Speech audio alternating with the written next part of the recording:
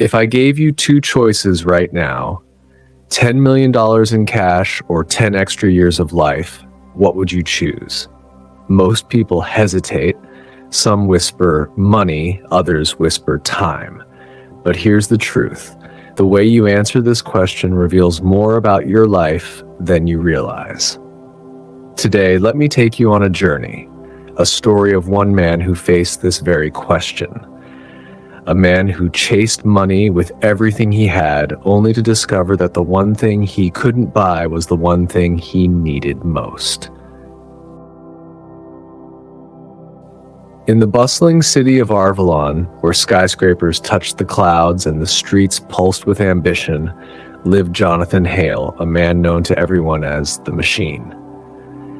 Jonathan was not born rich. He grew up in a small neighborhood where the roof leaked during rainstorms, and dinner was sometimes just bread and beans. From an early age, he burned with one desire: to never be poor again. So he worked, day and night, climbing the corporate ladder, sacrificing weekends, friendships, and even sleep. By 35, Jonathan was the youngest partner in his firm. By 40, he was a millionaire. By 50, he had more wealth than he could ever spend. He owned luxury cars that never left the garage, mansions that echoed with emptiness, and accounts so fat with money they looked like numbers from someone else's dream. But with every dollar he gained, something else slipped quietly away. He missed birthdays. He missed his daughter's first school play. He missed anniversaries. He missed dinners with friends who eventually stopped inviting him. Money became his language, his measure of success, his shield against the memory of hunger. And yet, when Jonathan looked in the mirror each morning, a strange emptiness stared back. His eyes were heavy, his hair gray, his laughter rare. One rainy Thursday evening, Jonathan received a phone call. His doctor's voice was calm but heavy. "Jonathan, the test results are back. I'm afraid your heart is under extreme strain. You have maybe 2 years, 3 if you slow down." For the first time in decades, Jonathan sat in silence. The world outside blurred into streaks of rain against the glass. He had money, more than enough, but what he lacked was the one currency no bank could store: time. The next morning, Jonathan wandered into a small park he hadn't visited since he was young.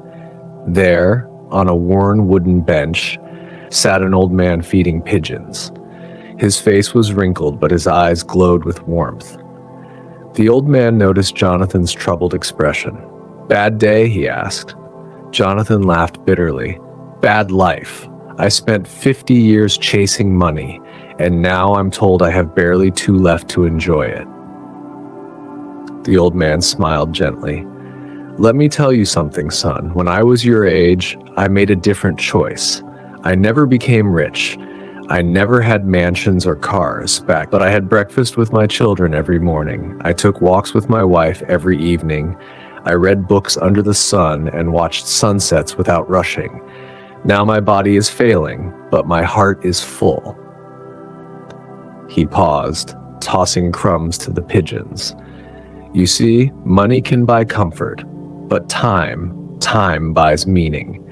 And meaning, my friend, is the true wealth." Jonathan sat there, stunned. He realized he had lived as if money could outrun the clock, only to find the clock had quietly been winning all along. He couldn't buy more years, but he could use what was left of them differently. The next morning, he canceled 3 business meetings. Instead, he showed up at his daughter's apartment, holding flowers and an apology. "Dad?" she asked, eyes wide with disbelief.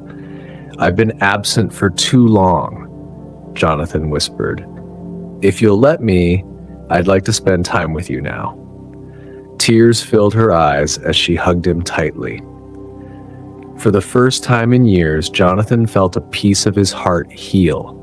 From that day forward, Jonathan lived differently. He laughed more. He traveled, not for business, but for wonder. He read stories to his grandchildren. He watched sunsets, sometimes in silence, sometimes with company. He mentored young dreamers, not just teaching them how to earn, but how to live. And though his doctor was right, Jonathan's time was shorter than he wished. It was richer than he ever imagined. One evening, as Jonathan sat on his balcony watching the sky fade from gold to purple, he thought of the old man in the park. He finally understood. Money fills your pockets, time fills your soul. And when your last day arrives, it won't be your bank account you think of. It will be the moments, the laughter, the love, the memories that money can never buy. So let me ask you again, would you choose time or money? If you're chasing money at the cost of your life, stop and breathe, because time is the currency you can't earn back. Spend it wisely. And if this story touched you today, don't forget to like this video, share it with someone who needs it, and subscribe for more inspiring stories that remind us of what truly matters. Because in the end, the greatest wealth is not found in your wallet, but in your moments.